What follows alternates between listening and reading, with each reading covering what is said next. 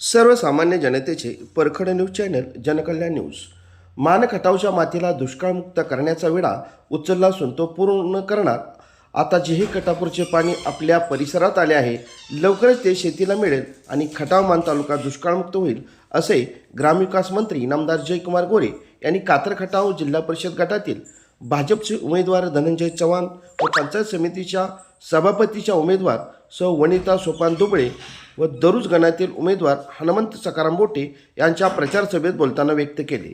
यावेळी सोनेताई गोरे, प्राध्यापक सदाशिव खाडे, माजी नगरविकास प्राधिकरण पिंपरी चिंचवड, प्राध्यापक सदाशिवराव खाडे, माजी आमदार डॉक्टर दिलीपराव येवळगावकर व तालुक्यातील सर्व पदाधिकारी उपस्थित होते.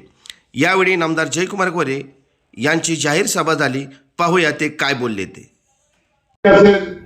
या दोन्ही संस्था ग्रामविकास खात्याच्या अंतर्गत येतात. कशाच्या धरून जेवायला घातलं नाही का तुम्हाला? कशाच्या अंतर्गत येतात? ग्रामविकास खात्याच्या अंतर्गत येतात. या संस्थांमध्ये जे जे काम येतं ते काम कोण मंजूर करतं? ग्रामविकास खातं मंजूर करतं. ग्रामविकास खातं मंजूर करतं. त्यामुळे या महाराष्ट्रामध्ये या दोन्ही संस्थांच्या माध्यमातून जे जे काम आपल्या गावखेड्यामध्ये या पंचायत समिती, जिल्हा परिषद, ग्रामपंचायतीत येतं ते या तुमच्या मातीचा सुपुत्र, ज्याला तुम्ही प्रचंड आशीर्वाद गेल्या 15 वर्षापासून देताय, तुमच्या सगळ्यांच्या आशीर्वादामुळे 4 वेळा आमदार झाला आणि आता राज्याचा ग्रामविकास खात्याचा मंत्री झाला. तुमच्या सगळ्यांच्या आशीर्वादाशिवाय हे कधीच शक्य झालं नसतं. पण तुमच्यामुळं या मातीच्या सुपुत्राला ताकद मिळाली.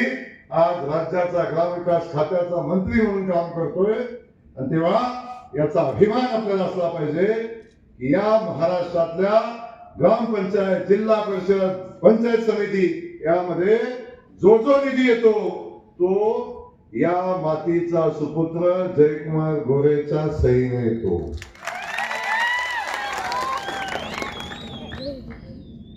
आणि जेव्हा तो माझ्या सहीने डॉक्टर साहेब इथे येतो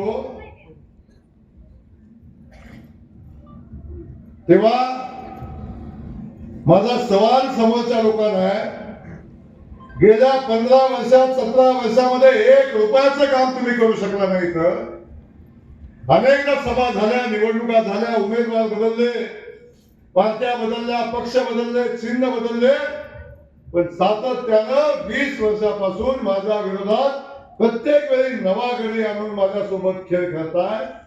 पण प्रत्येक वेळी प्रचंड पैसेवाला उमेदवार आणून माझ्या विरोधात उभं करताय. पण आज सांगाय, कधीही विकासाच्या संदर्भात, पाण्याच्या संदर्भात, रस्त्याच्या संदर्भात, इथल्या पायाभूत सुविधाच्या संदर्भात, इथल्या कात्रेश्वर मंदिराच्या संदर्भात कधीही या लोकांनी विकासाबद्दल एक शब्द कधी काढला नाही. एक शब्द यांच्या तोंडात निघाला नाही. कधी यांना वाटलं नाही आमच्या भागात पाणी आलं पाहिजे. आलं तरी सुद्धा अजून मान्य करायला तयार नाही. कधी यांना वाटलं नाही पावसाचं पाणी पडणारा बंधारा माझ्या गावात बांधावा, स्मशानभूमी बांधावी, मंदिर बांधावं. या कातर खटाव मध्ये येऊन अनेकदा या कातर खटावच्या नगरीचे आशीर्वाद घेतले, अनेकदा मतदान घेतलं, इथे येऊन शिवासाप दिले. पण कधी वाटलं नाही माझ्या कात्रेश्वराच्या मंदिराची पडझड झाली, त्याचा जीर्णोद्धार करावा आणि ते मंदिर पुन्हा दिमाखानं उभं करावं, असं कधी या भाजपानं वाटलं. कधी चांगल्या कामाबद्दल कधी कौतुक केलं नाही, सोडून द्या.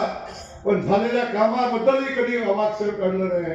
फक्त गेल्या 15 वर्षापासून 17 वर्षापासून एकमेव अजेंडा, जयकुमार गोरेला शिव्या द्यायच्या, जयकुमार गोरेला शाप द्यायचे, जयकुमार गोरेला नावं ठेवायची. आता ते नावं धनुला ठेवायला चालू केलंय.